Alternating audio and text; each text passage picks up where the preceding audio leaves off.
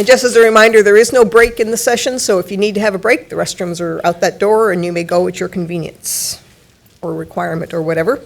Our next speaker is Roger Handberg. He's a professor in the Political Science Department at the University of Central Florida, specializing in space policy, national security policy, and judicial politics. He's written several books. I'll just mention one of them here because it's got a very interesting title, Reinventing NASA and the Quest for Outer Space. Roger? Okay, thank you.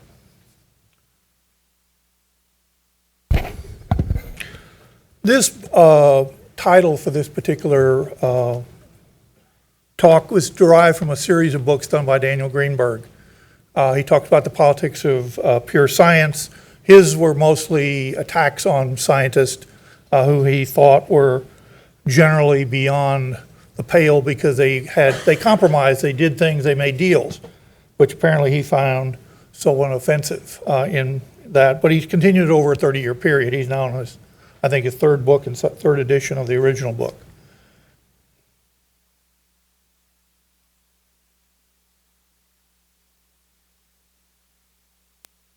The essential tension that I'm going to talk about is what's built into the DNA of the agency. When the agency was created in 1958, it was built as a public response to Sputnik. But it had a more subtle connotation there because it was also a way to make military space disappear. What people always find bizarre was that in 1961, Kennedy classified all military launches, which was funny because you go down the beach and watch them. You know, so there was no secrets. In Vandenberg, you could see them take off also. But what they were attempting to do was to make the space race more of a civil occupation rather than a military one. Eisenhower did it because he wanted to control space policy, he wanted to control budgets. His great fear when he started originally was that he would in fact end up having 3 space programs. The Army, the Navy, and Air Force already had one, and there were civilian groups out there that also wanted it. This went into, this conformed to the reality that Congress at that time was controlled by the Southern Democrats who were very conservative, but they saw NASA as political pork. It also gave them political advantages for terms of re-election. What most people don't realize is Apollo, which followed, was in fact seen by many Southern congressmen and senators, representatives as a rerun of the TVA, except it was cover parts of the world of the South that were not covered before. Florida, Mississippi, Texas got their share on this particular context. Back to the question of NASA. NASA, when it was founded, the clear mission was human space flight, subtext military space. Space science from the beginning was peripheral. It was not what drove the people who established the agency. Initially, space science was engaged, our space scientists were engaged in a controversy whether the National Academy of Sciences or NSF should be the one to run the space science program. The decision was NASA would do it. NASA leadership came in and basically decided that space science was something they could not give over to these outside players.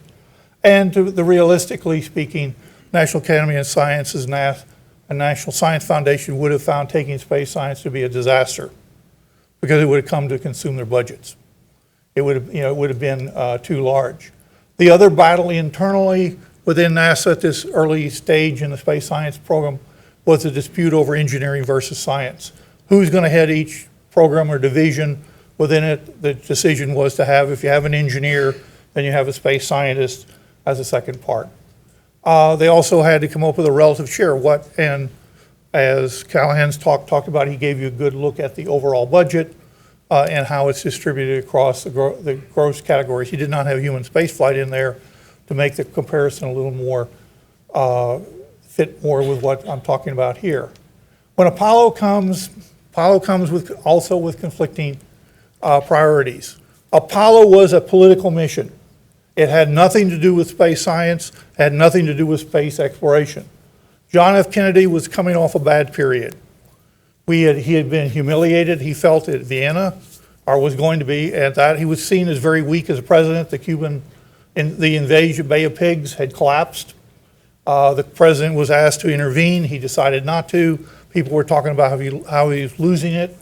What happened was they went out and looked at what are some things that the United States can do on a global scale that will make the point that we're still a major power, that we still matter.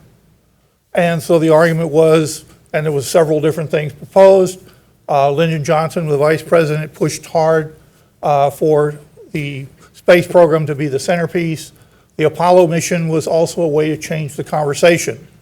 The United States was losing the space race. We decided to go, we're not the first in space, we were not the first human in space. We're going to jump ahead to be the first person to land on the lunar surface within a 10-year period. So it set off on the space race. In that situation, science in the Apollo missions, as has been already mentioned, was not a priority. It was clearly seen as secondary. When space science is explicit part of, becomes important is when you get to the Apollo applications program. The problem was the Apollo applications program was canceled. And what flew was, as a result, was the Skylab. They had the telescope there, but by the time they did that, the space astronomy people were fairly clear that they didn't want humans doing observations. You could do it mechanically. Now we could get messages back. You can get the images back. You can do a whole variety of things. The golden age is considered to be the golden age of the 1970s. As you saw the earlier graph, it has all the various missions that flew. They flew, my argument is, because the space shuttle was under development. Now the space shuttle becomes a two-edged sword here. What you see is that the space shuttle's development initially was on target, was moving, so the money appropriated to space science, the various missions, was not going to be touched. As you get to the end of the decade, what you begin to see is a space shuttle following behind in terms of movement, in terms of development. The shuttle engines were more difficult than they thought. The building of the tiles was more difficult. And so what you saw were cost overruns begin. So by you get to 1979, 1980, you have a problem because the shuttle program needed money. And now you have James Van Allen's famous slogan, which makes a big splash, is he talks about the slaughter of the innocents. The innocents were the space science programs that got stopped and canceled because the money needed to be pushed off to this other thing. There was also a push to go toward what we call shuttle compatibility. President Carter was asked to do two things. One of them was to approve the science mission, which is we're going to be talking about in a later paper. The second thing was he was asked to cancel all the expendable launch vehicles and move all payloads to the space shuttle. That meant space science, commercial, military, everything would go on the space shuttle.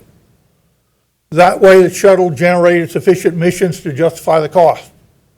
Because you go back and look at what are the costs of shuttle flights, what you see is things that are average across flights. Well, if you shrink the number of flights down to 5, which was what was generally the average, costs go up per mission.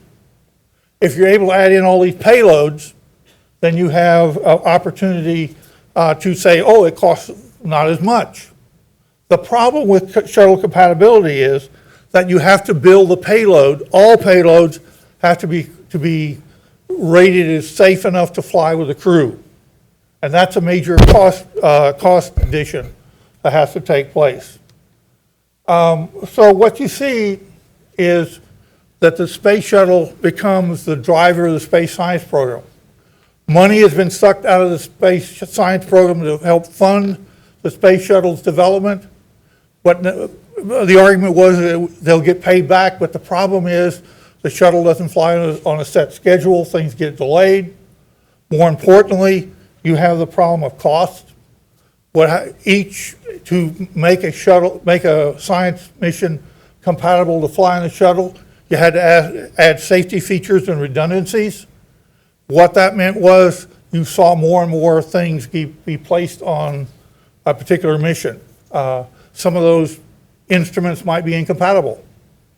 Designing became much more difficult. There was an argument made in a book done shortly after this period. They talked about the space science missions became Christmas trees, because you knew if you were going to go to a planet, you were going to have one shot at it. You might not get another shot for another decade or so. So everyone had to be on that mission. And so what happens is the missions grow larger. The problem is, as they grow larger, they have problems. And this all comes to a head in 1986 with the shuttle accident, first shuttle accident. The Challenger blows up during liftoff. This pushes back a whole series of missions, but more importantly, it undermines the rationale for having the shuttle be the single point failure in our launch program. The Air Force had built a shuttle launch complex out in California, which they had no intention of using, and they didn't. As soon as probably about as soon as the Challenger blew up, they were canceling it. They wanted to go back to the expendable launch vehicle system. What happens within NASA is everything becomes focused on return to flight, which means budget resources go toward getting the shuttle back missions to go. That's when you remember the earlier graph where the only two things flew, Angela and Galileo. Hubble flew late, 3 years late. It was supposed to be on the next mission after Challenger, but it doesn't go until 1989. In 1992, the Mars Observer dies. This was a $1 billion program. Its death was not, solvable. We don't know why. We have some technical reasons given for it. But what happens is now you get into the problem of Congress becomes involved. By 1992, there was a series of controversies over the cost of NASA and the cost of other programs. And it comes to a head in a vote on the International Space Station versus the superconducting super collider. The superconducting super collider was an international project to get to the next generation of physics. It was canceled. Congress said, no more. We're not going to spend any more money. There's an argument about why that happened. One argument is the superconducting super collider only had contracts in Louisiana and Texas. The International Space Station survives within one vote on the House of Representatives. If a vote had gone the other way, that program would have been canceled. And one of the reasons why it was so controversial, because the space science community, no, not the space science, the science community had actively publicly opposed the International Space Station and the shuttle. They saw all the money being sucked out of the sciences in NSF and else otherwise was being diverted to the human spaceflight program. Golden comes in, was talked about before, faster, better, cheaper. Faster, better, cheaper was not an effort to do more space science in the sense of expanding budgets. It was an attempt to take a set budget and carve it out into smaller pieces. The argument being if we did them smaller, we could fly more frequently, et cetera. It provides a great number of missions because it's a reversal of the shuttle compatibility problem that existed earlier. What happened with the shuttle earlier was, it cost too much. Now we can do it in these smaller pieces, and so we get many more missions. We can afford failure, which was not true in the previous situation. You have the Explorer and Discovery programs, for example. You have the Mars program is now put on this regular, supposedly every, 24, 26 months. You have a chance to launch with a more optimal thing. And so what you see in the 1990s is this moving away from the shuttle, and the space science programs begin to have greater opportunities. The Space Shuttle and the International Space Station are moving along. The International Space Station, you may or not remember, when it was proposed in 1984, it was supposed to cost $8 billion and be orbital by 1992. It missed by about 2 decades or a decade. They continue to have the recurring cost issues. For some reason, the Space Shuttle and the International Space Station have never been able to work on their budget. You know, and what they did was they imposed different controls on them. You get to 2003, you have the second shuttle accident, the Columbia's lost during re-entry. This creates an opportunity that for space science is not particularly useful, because you have the vision for space exploration announced in 2004 by President Bush. President Bush was looking for a vision thing for the presidential election that year, but I will point out to you that during his re-election campaign, he never mentioned space program at all. I see people now doing, for this particular election, people are doing this, oh, what are they saying about space? You know, the point is the space program has never been a priority in the context of American politics at any level. Think about except in congressional places. But even there, you can get elected not be in favor of the space program.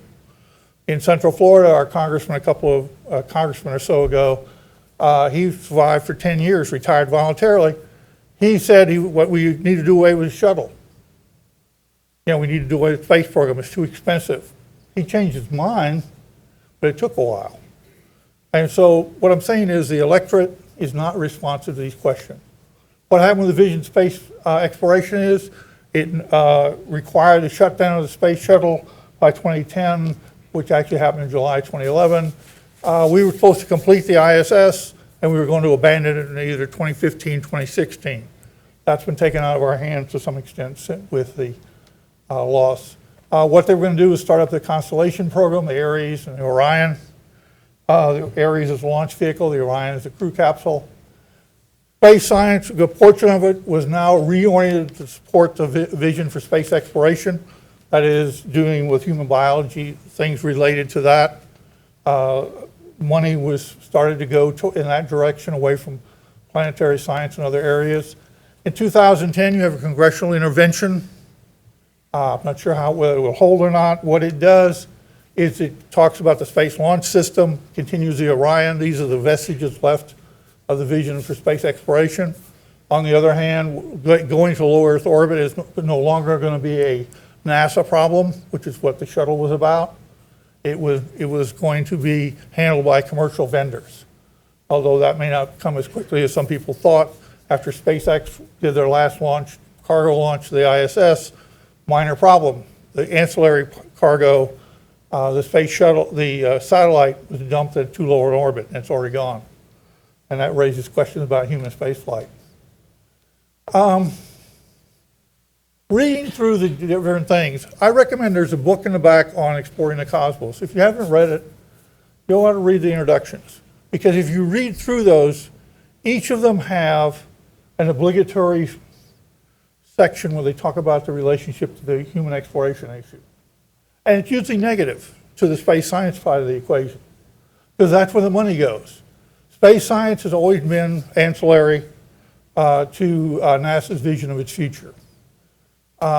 This particular view I'm stating is not unique, but it's based on the NASA actions, not the rhetoric. I've been and listened to NASA administrators and others give great speeches about how wonderful space science is, and then they go away and they do other things. The surveys, decadal surveys, campaigns to preserve missions, for example, preserve the Hubble, to get another shuttle flight to the Hubble was done by the public, in response to the public, which usually has little impact. The community, I would argue, is now being divided because the money is going to be finite, the aspirations are infinite. And so you're going to have, and this is where, listening to some of the earlier discussion, you're going to see, splits. We're in a time of economic stress. Space science will get cut. It's already been cut. It's not immune. It has less political support in the agency at the upper levels than human spaceflight does. So if it's a choice between human spaceflight and space science, the choice is going to be human spaceflight. Organizational change. one argument may be, maybe they ought to spin off space science and give it to the NSF or the National Academy of Sciences. I don't think they would take it now. Now they understand the real reality that space science is not cheap. It's very expensive and it has a significant probability of failure. This is not, what I'm saying isn't particularly new, et cetera, in that sense, but I think we need to think about that. Is NASA equipped to do space science? I would argue probably not. And in fact, the split moving to the Space Launch System is important because it moves NASA out of the business of going to Earth orbit, because that dominated for a generation or two of leadership. Thank you. Yeah.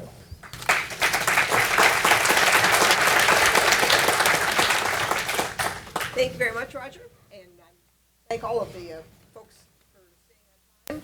So we now have 5 minutes of question for Roger's presentation, and again, please come to the microphone, identify yourself, and please be as concise as you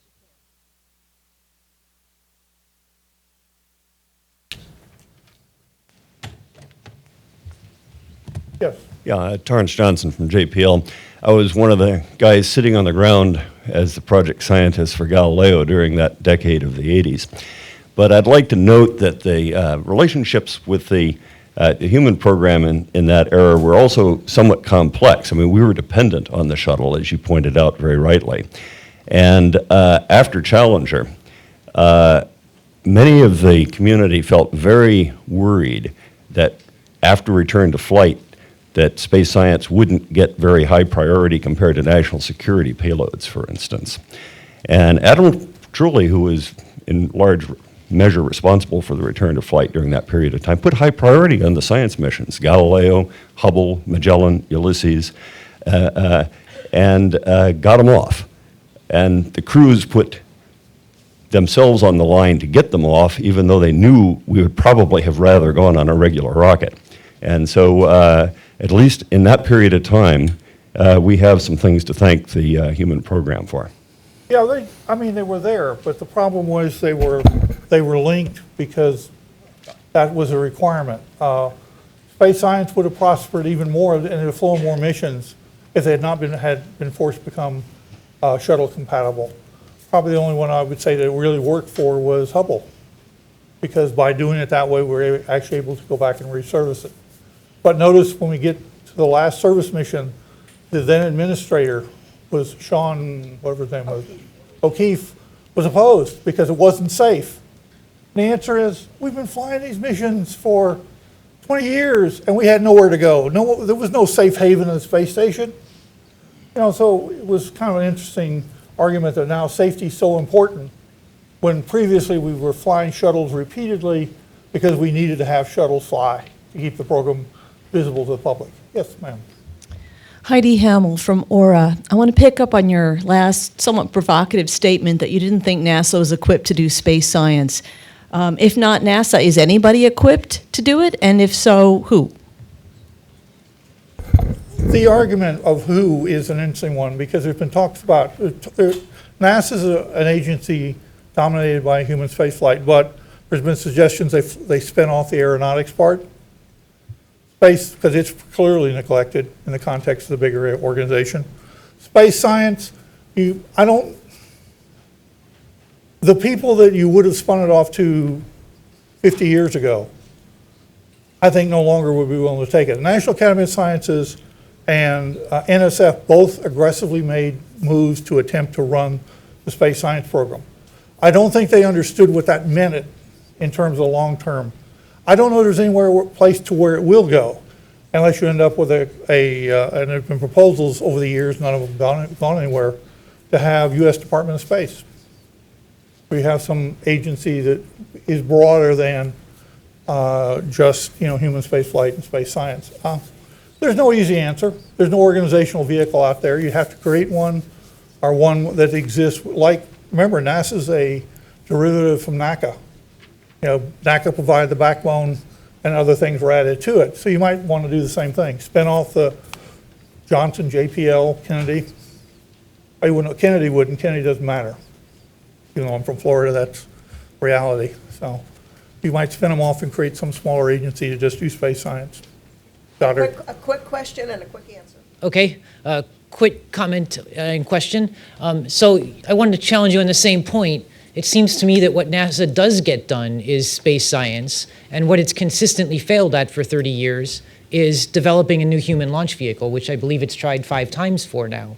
So maybe what it should do is spin off the human spaceflight side of the agency, maybe give it to the Air Force, and either continue doing space science or integrate itself somehow with NSF. Well, we're What do you think actually about doing that? that. That was what the new vision is. We're spinning off what the shuttle did into the commercial sector. The military would be, segments of the military would be very happy to take over human spaceflight. The problem is, now that we've established, and that would be actually consistent if you go back to American history. The military always led exploration, exploratory expeditions. We talk about Lewis and Clark, but they're the ones that explored much of the northern United States that was part of the Louisiana Purchase. So that would be a logical way to do it, but the problem is we now have 50 plus years of history of non-military activity in space in that particular realm. The Soviets never bought it, but the Russians haven't either, but they have spun theirs off too. I don't know if there's anyone who could take it over presently. Require a political earthquake. It's not going to happen based on reading the stuff from both presidential candidates. Thank you very much.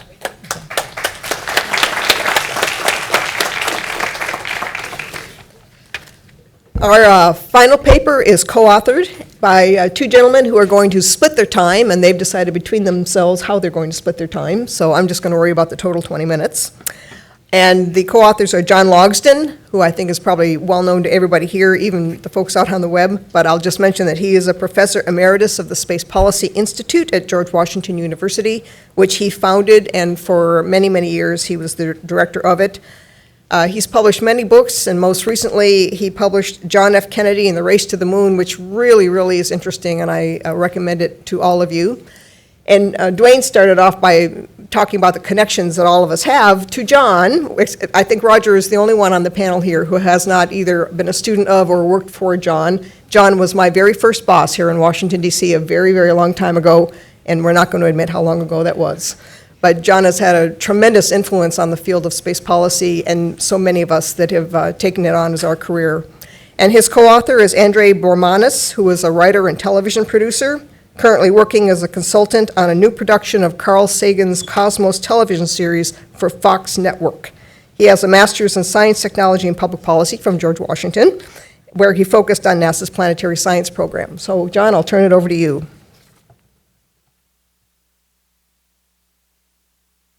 So that was very clear guidance not to say what year you came to Washington, right? The idea of this paper in the context of this symposium is to extract some lessons from history to what's perceived as a current crisis.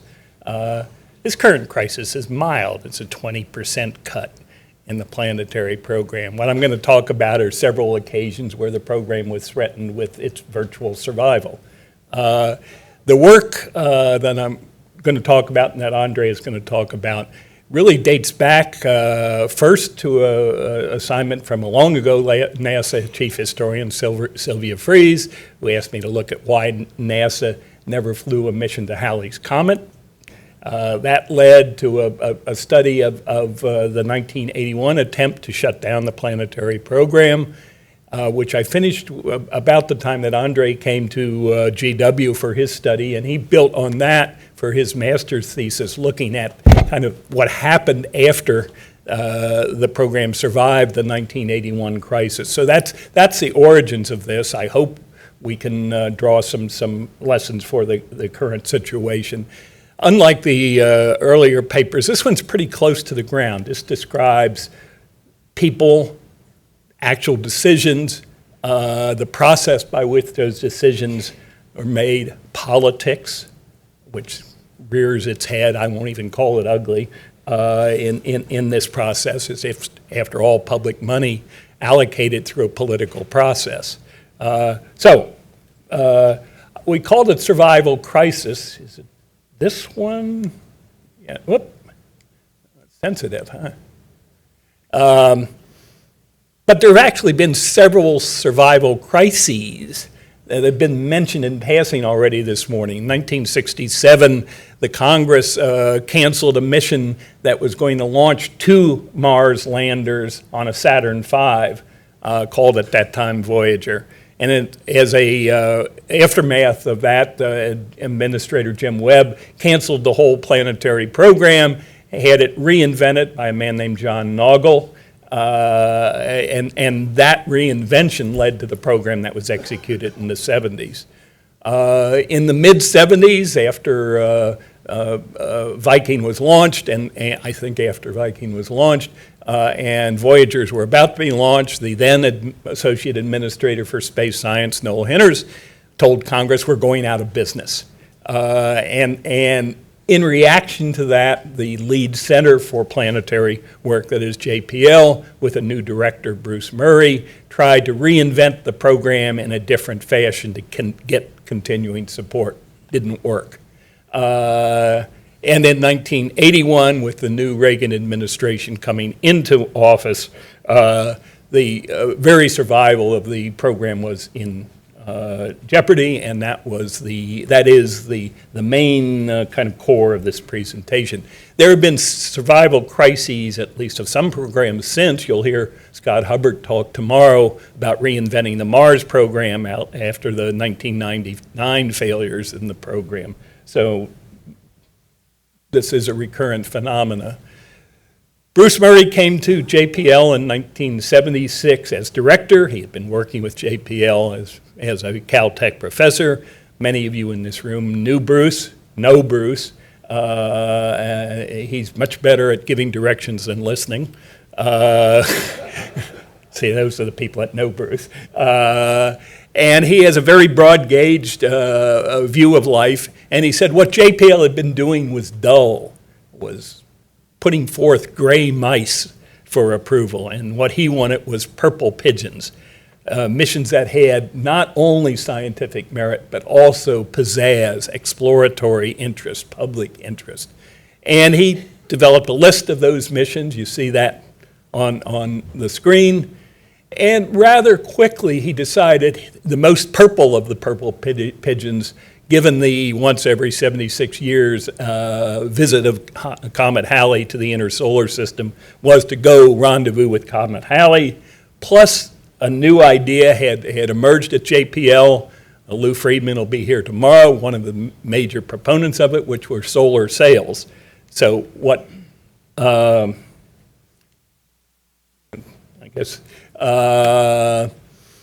what Bruce wanted to get was a mission using solar sails to rendezvous with Halley in its retrograde orbit. That didn't last very long. The community at NASA headquarters and the space science community were very skeptical of solar sails, preferred a different propulsion system called solar electric or ion drive propulsion. Were successful in convincing NASA management that that was the only way to go, and NASA management did not put solar electric into the approval queue in time for a Halley rendezvous mission. And so the rendezvous went away rather quickly, but the magic of Halley maintained itself. And so the scientific community, and particularly the comet community, reinvented a mission that would go by Halley, and so you could call it Halley mission, but would actually rendezvous with a different comet, Tempel 2, and it would use solar electric propulsion. Unfortunately, from the point of view of comet advocates, that mission was in third in the queue of planetary missions that the community wanted to get approved, space science missions, I should say. First was the Gamma Ray Observatory, what became Compton. Second was Venus Orbiting Imaging Radar, which in modified fashion became Magellan, and then the Halley mission.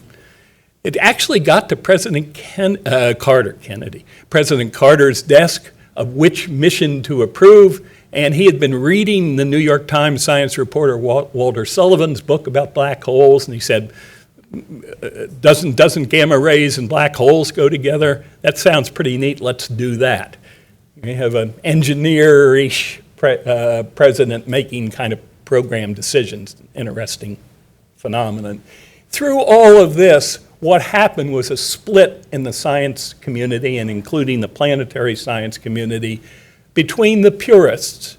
It was still then the Space Science Board, now the Space Studies Board, that gives it a little broader mandate, that said science über alles in determining the priorities of NASA's planetary missions.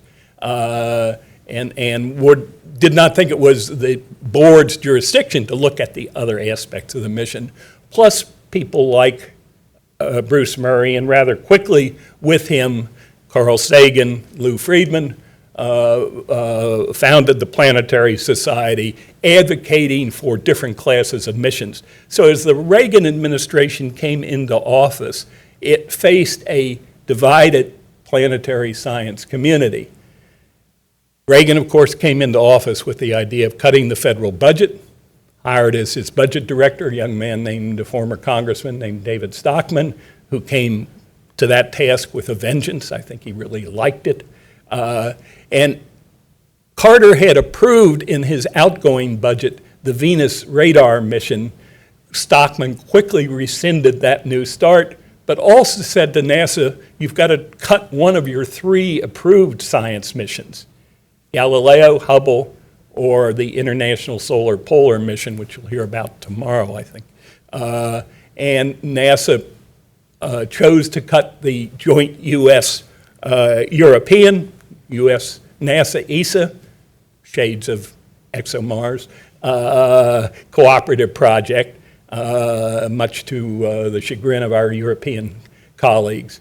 And all along during this, there was this side issue of Murray going outside the normal NASA chain of command and the normal process of space science to advocate the HALLEY mission. There's a picture in here, I guess it's still coming. I'll talk about it in a minute. You had a new NASA administrator and deputy administrator, Jim Beggs and Hans Mark. Mr. Beggs tried very hard to get guidance from the White House on what policy it wanted for the space program, given the low budget marks he was given. He didn't get that guidance, and he started threatening, all right, if I've got to operate at this budget level, either I've got to cut money from the shuttle or stop one major activity, and the one I would pick is probably Planetary. That threat got nowhere. This in a letter to OMB, to David Stockman. You can read it, but the bottom line is not only end the planetary program, but de-access JPL. It would make JPL surplus to NASA's requirements. Good question of whether Beggs was serious or playing the Washington Monument game, putting forward a proposal he thought clearly was not acceptable. Problem was, it was acceptable.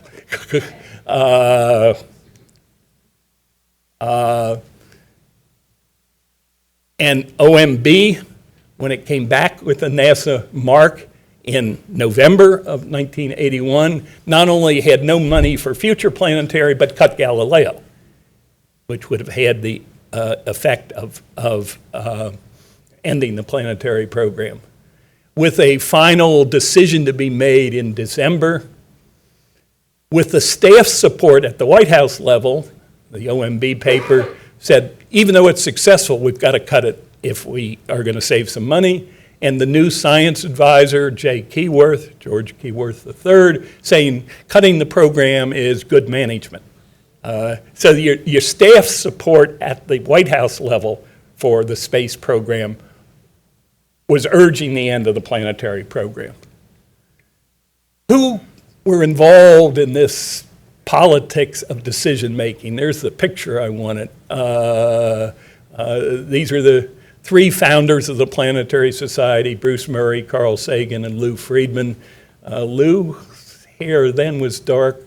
I wonder whether mine was in the late 70s or 1980. The other person was one of the early advisors to the Planetary Society named Harry Ashworth.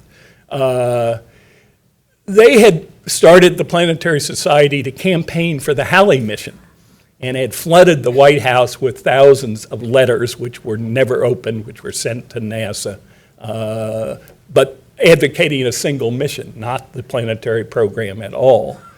The planetary science community was debating whether it should get into the political advocacy business or whether that would stain the purity of their scientific advice.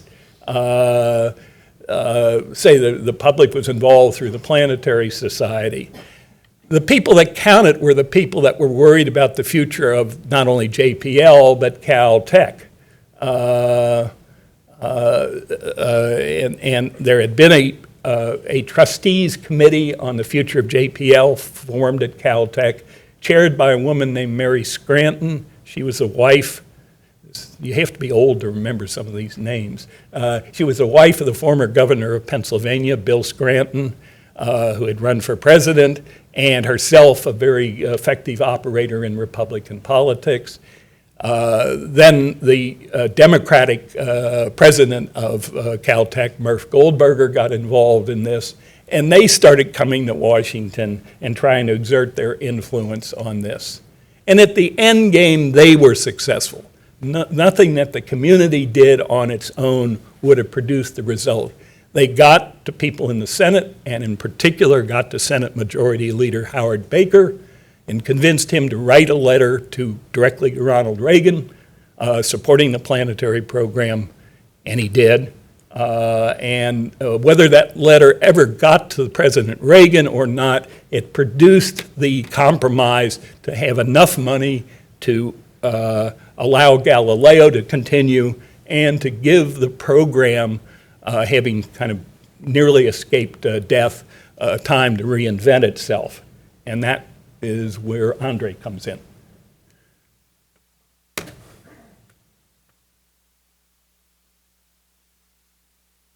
Thank you, John. Thank you, Marcia. Hope is this the remote? Great. So, as John said, in the wake of this near-death experience, there was a perceived need to try to come up with a strategy, a way of ensuring that this kind of thing was not going to happen again. And already in late 1980, the NASA administrator at the time, Robert Frosch, had approved the creation of an ad hoc subcommittee of the NASA Advisory Council to specifically develop a strategy for solar system exploration in the 1985 to 2000 timeframe. Was led by John Nagel, who we mentioned earlier, a physicist who had worked at NASA in their science effort in the late 60s and early 70s and had a very successful run there. So ultimately, the SSEC, Solar System Exploration Committee, developed a plan based on three classes of missions. And Dwayne had mentioned earlier that COMPLEX had been around for a while, the Committee on Planetary Exploration. Essentially, they had assigned priorities to unanswered questions regarding the solar system, its origin, its evolution, the evolution and origin of life, and so forth. SSEC was trying to turn their priorities into a series of missions. And they came up with three classes of missions that they wanted to propose. In the $100 million range, observer missions, these would be based on commercially produced Earth-orbiting spacecraft. A so-called Mariner Mark II mission, which would take the venerable approach of the Mariner missions and try to standardize that into a common bus that could be used for a variety of missions to the outer planets. And finally, more in the sort of Bruce Murray Purple Pigeon class, so-called Viking missions, which would potentially, cost on the order of $1 billion or more and do big, high-profile kinds of science and exploration. So they produced a report, a core program. They had to choose between a so-called balanced program, where they basically tried to satisfy as many interested parties as possible, or focus on a particular scientific question in planetary exploration. They went with the balanced program. Their proposed core missions for new starts in the 1980s were the Venus Radar Mapper, which became Magellan, which was launched on the Shuttle Atlantis, I believe in 1989 or thereabouts.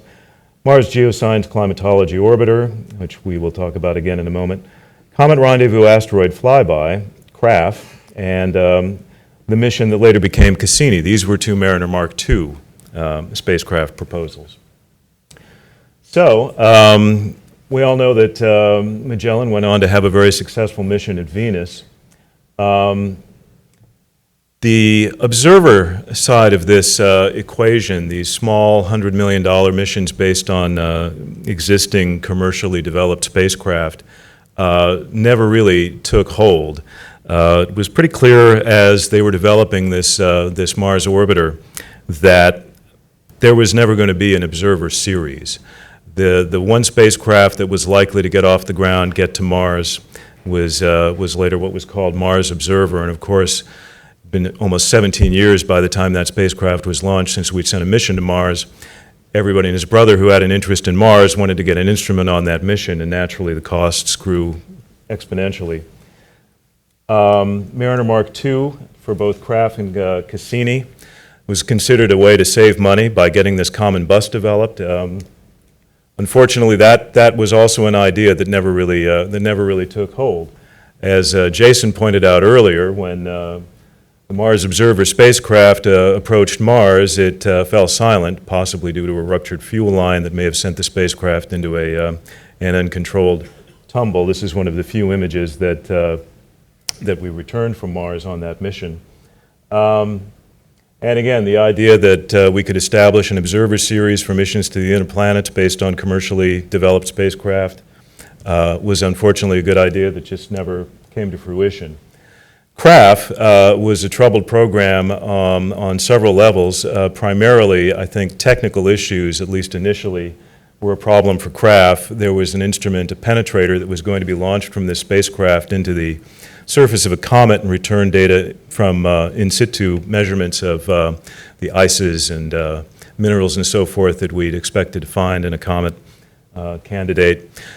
Problems with the development of the penetrator, added costs. Somehow in the budgeting process, CRAF was allocated only something like $250 million, whereas Cassini, the mission to what became Cassini, mission to orbit Saturn and drop a probe into the atmosphere of Titan, received the lion's share of the budget, on the order of 1.4, 1.5 billion at some point.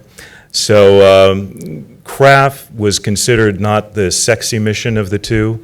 There was a perception that one could argue with that this Saturn orbiter would be of much greater interest to the public, and CRAF ultimately kind of became contingency money for the development of Cassini.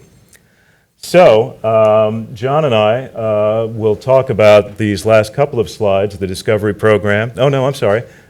Oh, we were supposed to go to I thought John and I were going to do conclusions together. That's my mistake. We had 20 minutes. Well, then let us both take questions, and you can look at this slide while we're doing it. How's that? Thank you. So perhaps I'll ask the first question. What were your concluding remarks? It's very kind of you. Basically, that, as John mentioned at the beginning, there have been a series of crises in the program, and it's, it's likely to continue. What I find kind of astonishing is not so much the fact that, we don't spend a lot of money on planetary exploration, but we spend as much as we do. Considering the history of NASA and the program and considering the budget environment, I think planetary science is probably doing pretty well for a field that was essentially invented in the early 1960s because of other needs. Yeah, I would add to that there is stability in the program. Discovery line missions continue, and they don't seem to be very controversial.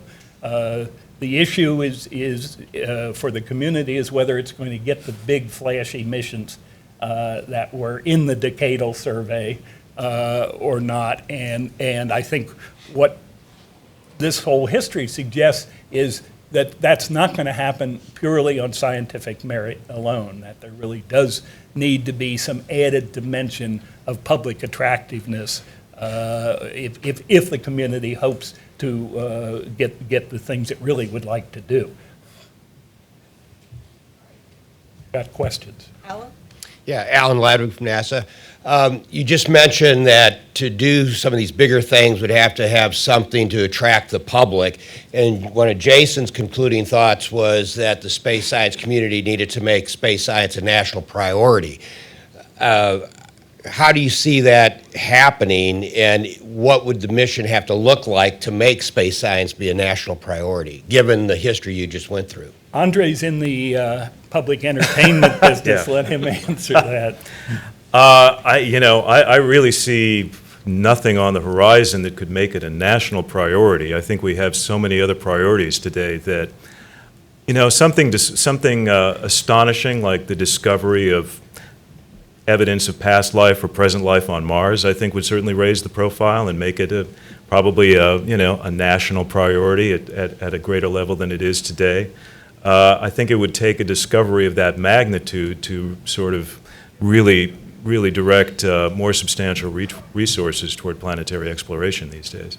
And getting out to Jupiter with the Juno mission and finding something really exciting out there might energize the Europa mission that everybody wants to fly. But a good job of salesmanship needs to be done in packaging. We're back to the era of purple pigeons. I mean, what are the purple pigeons for the 2020s, I guess is the question. Mikhail? Mikhail Maro. John, I would like to return you back to beginning of 70s. It was the time it was a great excitation behind the planetary missions, both in Soviet Union and in USA. And it's not accidentally, just at that time, the first NASA delegation came to Moscow. It was headed by George Low, Deputy Administrator for NASA, Noel Hinners, John Noggle was one of the members, and I had a chance to be in the Soviet delegation, which was headed by former president of Soviet Academy of Science, Mstislav Keldysh. And in 1971, the first agreement between NASA and Russian Academy of Science was signed. And the first in the history joint working group was set up. And it was headed, co-chaired by Noel Hinners, also you mentioned, and myself. And we just work very actively, developing different kind of plans. And at the first issue, for example, it was some kind of the bridging during operation of Mars 3 and Mariner 9, just at the real time, information exchange. It was absolutely incredible for the people who sat in the deep space, deep network in Crimea and just suspected me even just being American spy, Absolutely Well, fantastic. were. Okay, so the question is, it's quite well developed. Just until Reagan administration came to the office, and it was absolutely abruptly canceled, all cooperative efforts. So the question is, do you think there are still some ground in order to make this cooperative program more solid, or there was no chance regardless which administration came to the power? Yeah, you look back and you see missed opportunities. Not only cooperation in robotic space science, but also cooperation in human spaceflight. Little known is the fact that the Apollo-Soyuz test project was supposed to be the first step, followed by a shuttle rendezvous with a Soviet space station, and then joint work on a space station. That was canceled not by the Reagan administration, but by the Carter administration after the invasion of Afghanistan. and really resuscitated under the Reagan administration from 1987 on. But the broader issue, and it shows kind of the tragedy, editorial judgment, of the withdrawal of the U.S. from the ExoMars cooperation, is international cooperation is one of the themes that could elevate planetary exploration above pure science to something with political and international significance. And the fact that we've chosen not to pursue that path is unfortunate. Thank you very much. We're going to move to our broader panel discussion. Thank you, John and Andre. So all the panelists, if you could sit in the order in which you spoke, people remember which speech you gave. So Roger, if you could sit in the middle, and Jason here, Dwayne at your podium. So Bill, do we absolutely have to be done 11:45 or is 11:50 okay? What? 11:46. All right, we have until 11:46, so it's a few minutes anyway. So, Greg, did you still have a question? You don't have to sit down just because their talk was over. So, thanks, please, Marcia. And again, say who you are, and please be considerate of others by being brief. I will be. Greg Vane from the Jet Propulsion Lab. This is an observation which will lead to a question very quickly. About 15 years ago, Charles Alachi, who was then assistant director at JPL, working for Ed Stone, marshaled planetary scientists from across the nation to come up with a roadmap for solar system exploration. And through force of will, he managed to get everybody to come together on the idea of search for life. And it was really interesting how much resistance there was in the planetary community at that time for fear that we would have another Viking incident here where you went to find it and you didn't find it. So the question is, and in fact, one of you did in fact pick up on this as a potential theme for rallying the public support that we need in order to secure a future for planetary. Could you guys expand on that? Do you think that that is a genuinely serious prospect for moving forward? Is that a theme that will help us unite the public? Well, Andre, say you write this stuff, so... Well, I have a certain bias in that sense. I'm particularly, and I think most people are particularly interested in the question of whether or not there is life on other worlds. If you talk to people casually who are not working in the field of planetary exploration or space science, I think that that's the question that most frequently comes up. But of course, we have no idea whether or not we'll be able to answer that question in the foreseeable future. So does that make it a rationale that continues into the indefinite future, or something that could lead to failure? Well, both. You know, I mean, it is a rationale for looking at the spectra of some of the exoplanets we've been discovering. We have missions, at least on paper, that could conceivably do the kind of infrared spectroscopy you would need to characterize the atmosphere of an exoplanet orbiting another star and determine whether or not there are chemicals out of equilibrium, methane and oxygen and ozone and so forth. And I think that that's very exciting. That's a pretty long-term prospect, and there is no guarantee of success. You may look at all these planets and discover that, there's nothing much of interest there, or maybe maybe the technique will prove to be inadequate to the task. So there is a risk on that side of it. But just in terms of, I think Dan Goldin was a big advocate of this in the early 90s, of this question of what's Origins. NASA? Yeah, origins. What's NASA really about? The origin of life, whether it exists elsewhere in the universe. I find that probably the most compelling question that NASA could potentially answer. Whether or not that's enough to generate greater public support for a more strategic approach to the answer to that question, I leave that to others who are much better versed in the politics of it than me. Does any other panelist have a burning addition to that, or shall we move on to the next question? I would say one thing. The problem with finding life is you have scientific finding of life, and then you have movie finding life. Unless we find a skeleton with a guy with a club on Mars, I think it's going to be a very abstract kind of question. I mean, you saw that in all the discussion about the meteorite, which allegedly had, something, and NASA ran with it. And after the scientific community got done with it, there wasn't much left, except a few burnt spots on the ground. I mean, that's reality. I think that life, if we had Either they come to us or we go out and find them. I think the public doesn't care which way we do it. The problem is they want real life, not what we talk about. Oh, you have a few bacteria. You know, did we bring them with us? Okay, there's a question on this side.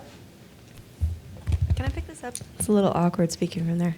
Hi, thank you so much for your interesting papers. Janet Fortesi at Princeton University. I wanted to push on an interesting tension that I noticed across some of the papers, in which there was a back and forth between a kind of more personal voice and then a more institutional voice, and that came a lot through the use of the passive.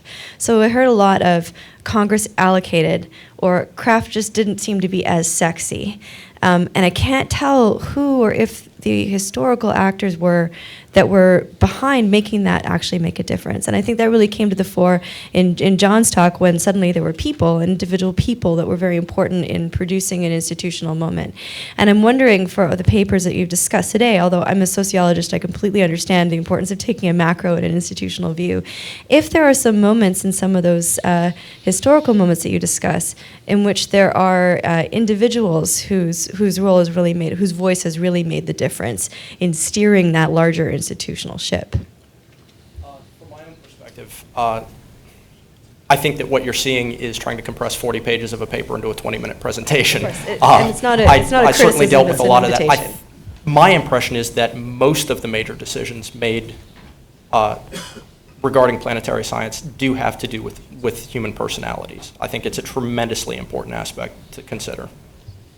You know, I skipped over in a slide. It was on the slide, the position taken by the NASA Deputy Administrator in 1981, Hans Mark, who thought that planetary science was kind of trivial and believed that astrophysics, which had by that time a decadal survey, had plans for the grand observatories, was a higher priority area of science. And Dr. Mark was able to get that position into the NASA position in his period in Washington. So certainly personalities in positions matter in making decisions. That's those of us that live in this town, you know, thrive on that. Ralph, you get the last, final, brief question. Yes, ma'am. So a slightly different question about, sorry, John, I don't want to block the camera here. Slightly different question about the resources and educating and PR and all that. Is part of the problem that we as a technical community have not appropriately educated not only the public but also the non-technical decision makers about how much it really costs to build a flawless purple pigeon? Is that part of the problem? And again, that's sort of turning the whole issue of resources on its head. But there was a 7 minutes of terror with Curiosity landing, but it works, so no problem. We can do it again, right? It's easy to do. And is that part of the problem? Do we need to be doing a better job? Well, success creates expectations, and you want success. Right. So it's a dual-edged sword, I guess. I would add, Ralph, that one of the issues is educating the scientific community that appealing to the public is not dirty. It's not unseemly to tell stories. That putting a narrative like the 7 minutes of terror, which I think was a very effective narrative, because once you get Curiosity down there, then everybody's focused and say, now what? Let's see what it does. But it really focused on the spacecraft. I think it was great PR. And a little submarine going around the oceans of Europa, gets the image of that, or a Mars airplane. I mean, there are images of stuff. You folks at JPL are going to have fun trying to capture something like that with Pluto when you get a few blurry images. But never mind.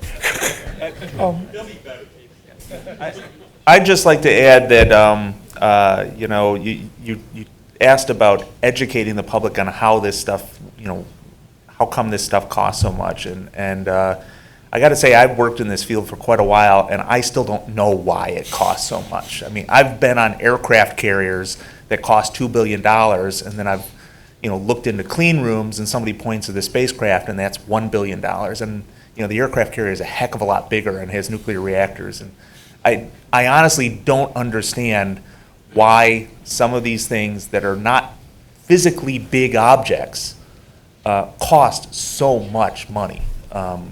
And so if I don't know it, if I can't figure it out, and I've been doing this for a while, I think it's a really difficult thing to try and explain that to the general public, which of course doesn't know the cost of, doesn't know how much we spend on a lot of different things that the government provides. So it may be an impossible task. And I'm afraid that we're going to have to continue this at lunch. About 30 seconds, can you do it? Yeah. Or- Okay. The Curiosity landing was important because it was 7 minutes of terror, everybody understood this. But what was the next image? Curiosity's using its shovel to see if it works. Now that's scientifically very important, but that's not exactly grabbing the public's attention. Something they think looks like a lawnmower reaches out with and pulls in some dirt. And so I think it's hard to do it. You can do the 7 minutes of terror, but what happens after that? The science, which is not going to be attention grabbing unless you're a scientist. Well, I think we've had a very provocative discussion to start off the seminar. It's going to be an exciting day and a half to follow this, starting with Jim Green's talk in just a few minutes. And I'd like to thank all of you for being such a wonderful audience and the panelists for being fantastic about keeping to the time constraints.